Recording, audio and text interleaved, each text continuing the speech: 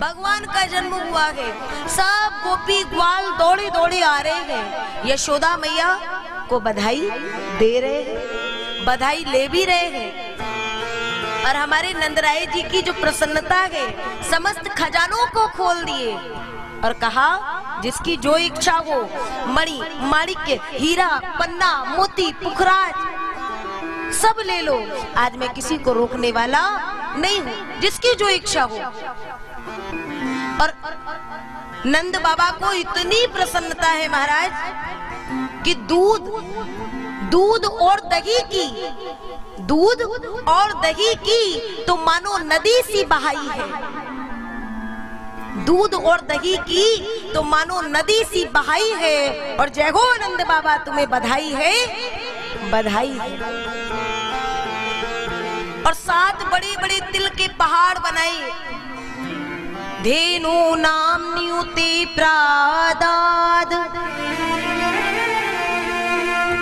धेनु नाम न्यूते प्रादाद, विप्रेभ्यः समलोकते,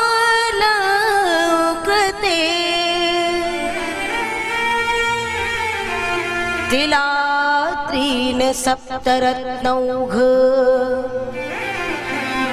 शातकौंभा भराव्रताना।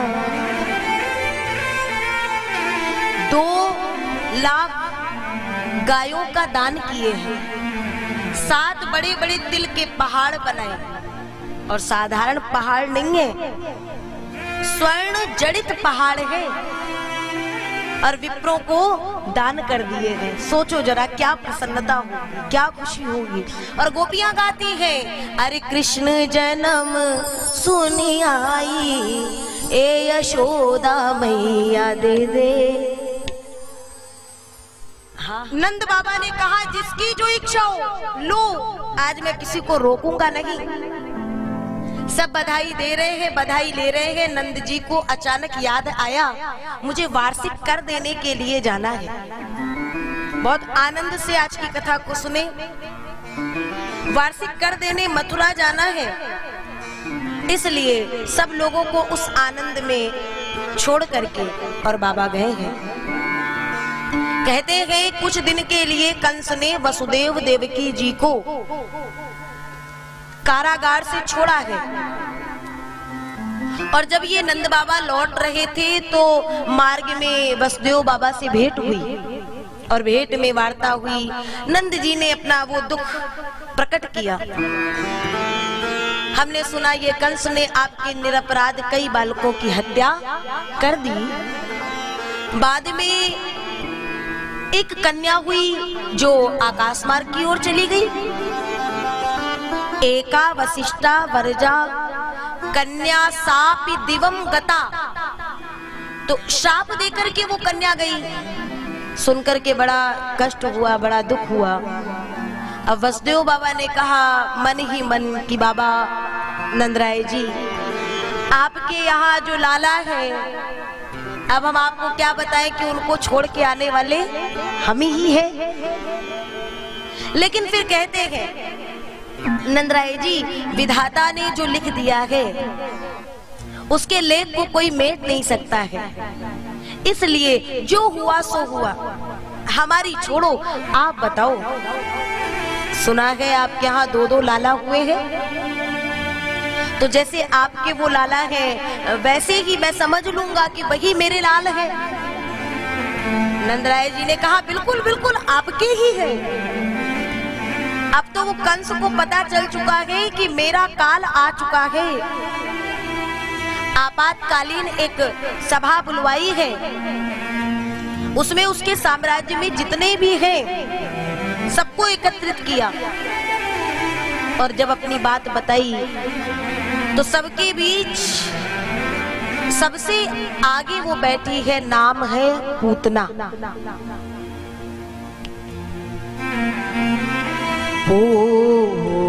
पूतना लोकबालाग्नि राक्षसी रुधिरासना। पूतना पूतना किसको कहेंगे? संतों ने कहा पूतना का अर्थ ये हो सकता है कि जो औरों के पूत रहने ना दे, ऐसे को पूतना का संबोधन दिया जाता है।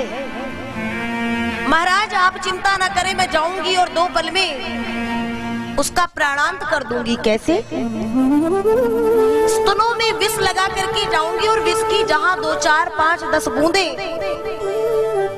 मुख में गई, वह बालक तो अपने आप उसका प्राणांत हो जाएगा। कंस ने कहा हाँ, तुम ऐसी बनी हो कि तुम जब वहां जाओगी तो कोई तुमको जल्दी अंदर प्रवेश भी नहीं देगा। पूतना ने कहा महाराज इतनी डेंटिंग पेंटिंग चलती है, आप तो मुझे आदेश करो, ये बड़े बड़े दांत कटवा छटवा के बराबर कर लेंगे, और जितना ऊपर का जो वो काला काला रंग है उसमें भी थोड़ी डेंटिंग पेंटिंग कर लेंगे। हाँ आजकल कुछ समझ में नहीं आता है, इतनी डेंटिंग पेंटिंग है महाराज। हाँ कभी आप नॉर्मल यदि मैं बात करूं जो आईटी पार्टी दुनिया भर की होती हैं,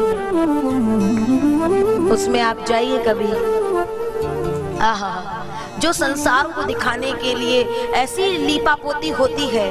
हाँ जब प्रकाश में प्रकृति का प्रकाश जब आता है ना, सूर्य की रोशनी जब आती है तो पूरी की पूरी ओरिजिनलिटी सामने आती है।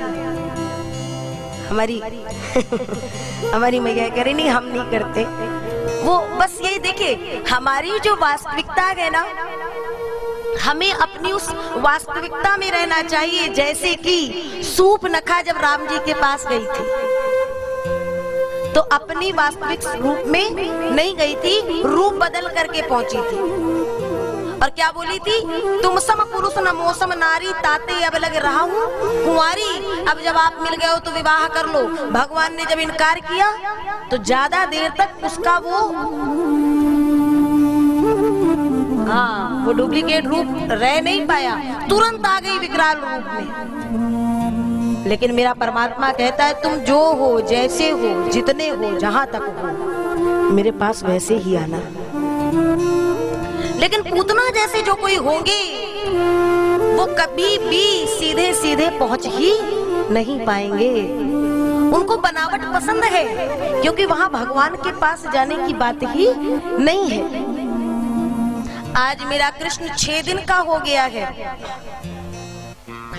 6 दिन के कृष्ण की छठी मनाई जा रही है। सब लोग बड़े धूमधाम से ये छठी का उत्सव मना रहे हैं और ये पूतना सुंदर ब्राह्मणी का रूप रख करके पहुंची। लोगों ने देखा ये कौन है, कहां से आई है, होंगी यशोदा जी की कोई बहुत पुरानी सखी सहेली। इतने दिनों बाद यशोदा जी को पुत्र की प्राप्ति हुई है तो शायद दर्शन करने आई हो। भीतर ले गई। यशोदा जी से पूतना कहती है हम बहुत दूर से आपके लाला को आशीष देने आए हैं। यशोदा मैया का वो कोमल हृदय दे दी और कहती है लो बहन अच्छा किया आप आ गई, आप लाला को संभालो तब तक मैं और कार्य कर लूं। भगवान जैसे ही पूतना की गोद में आए, माँ गई, पूतना ने लाला को गोद में लेकर के और जो ही स्तनपान कराना प्रारंभ किया, कुछ बूंदे जाएंगी विष की और प्राणांत हो जाएगा। लेकिन ये क्या, यहाँ तो कृष्ण 2 मिनट 5 मिनट 10 मिनट हो गए, कुछ भी नहीं हुआ। और उसके पश्चात कृष्ण ने पूतना को एक नजर देखा नहीं। लोगों ने पूछा क्यों? संतों ने कहा भगवान शायद विचार कर रहे हो ये कार्य माँ का कर रही है, लेकिन इसके पीछे का ध्येय उचित नहीं है, ऐसी पूतना को मैं देख नहीं पाऊंगा। शायद इसलिए नेत्र बंद किए या कि विचार कर रहे हो कि इस पूतना को गति कौन सी प्रदान करूं। ये सोचने के लिए भगवान ने नेत्र बंद कर लिए, या कि विष है बड़ा कड़वा होगा और बालक को यदि कोई कड़वी दवा आप दें तो बच्चा नेत्र बंद कर लेता है। शायद इसीलिए कृष्ण ने नेत्र बंद किए। अनेक अनेक संतों के अपने अनेक अनेक अलग अलग विचार हैं। कुछ देर बाद भगवान ने पूतना को पकड़ा और ऐसा पकड़ा कि पूतना के उस शरीर, उस देह के साथ मेरा गोविंद आकाश मार्ग की ओर चला गया। और वहीं से जो पूतना के प्राणों को निचोड़ना प्रारंभ किया, पूतना कहती है, रे लाला छोड़ छोड़। भगवान कहे, सुनो, पहले मैं तुम्हारे पास नहीं आया, तुम चलकर के मेरे पास आई और मैं जिसे एक बार पकड़ लेता हूँ फिर जीवन पर्यंत उसे छोड़ने वाला नहीं हूँ। उतनी ही ऊंचाई से गोविंद ने पूतना के प्राणों का हरण किया। पूतना का शरीर गोकुल के कई बाग बगीचों को धसाता हुआ धड़ाम से पृथ्वी पर गिर गया। प्राण पखेरु उड़ गए और भगवान मेरे गोविंद पूतना के वक्ष स्थल पर क्रीड़ा कर रहे, खेल रहे हैं। पूरी की पूरी गोकुल में ये हल्ला मचा, सब दौड़ करके आए। इतनी बड़ी राक्षसनी भगवान ने देखा तो विचार किए, रो लो कृष्ण, नहीं तो ये कहेंगे इतनी बड़ी राक्षसनी और ये लाला ऐसे खेल रहे हैं, हंस रहे हैं, अभी तो बहुत लीलाएं करनी है। भगवान रुदन करने लगे। माँ दौड़ करके आई और अपने लाला को अंक में भरती है। ऋषिकेश भगवान मेरे लाला की रक्षा करे, नारायण भगवान मेरे लाला की रक्षा करे। और भगवान कृष्ण गोद में पड़े पड़े खिलखिला खिलखिला करके हंस रहे हैं। इसलिए हंस रहे कि देखो तो माँ को, ये मेरे ही नाम से मुझी को झाड़ा दे रही है, मेरे ही नाम से मेरी नजर उतार रही है।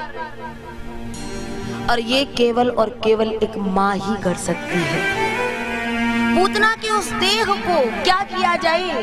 गोकुल वासियों ने कहा इसे अग्नि के द्वारा जला दिया जाए। हाँ, ये सबसे ठीक रहेगा। तो अनेक प्रकार की लकड़ियां लाई गई और पूतना के शरीर को जब जलाया गया तो सुखदेव जी कहते हैं, परीक्षित, पूरा का पूरा ब्रजमंडल एक अद्भुत अद्भुत सुगंध से गूंज उठा। परीक्षित जी ने कहा, पूतना तो राक्षसनी थी और उसके शरीर को जब जलाया गया तो सुगंध कैसे आई? सुखदेव जी कहते हैं, स्पर्श किसका हुआ है? उस परब्रह्म परमात्मा का। और पारस मणि का स्पर्श यदि किसी भी वस्तु को हो जाए तो वो सोना हो जाएगी। वैसे ही मेरा गोविंद तो पारस है ना, उसके संसर्ग में आने के बाद कहीं कोई दुर्गंध रहगी नहीं जाती है। जो भगवान की भक्ति की ओर आगे बढ़ जाएगा ना, फिर आप देखो वो आपको इतना सुंदर लगेगा, इतना सुंदर लगेगा। कभी संतों को देखो आप, कभी किसी तीर्थ में जाओ, ना कोई साज है, ना श्रृंगार है, कुछ भी नहीं है, लेकिन तो भी अद्भुत अद्भुत सौंदर्य है। ये क्या है? ये भगवत कृपा का सौंदर्य अपने आप आता है।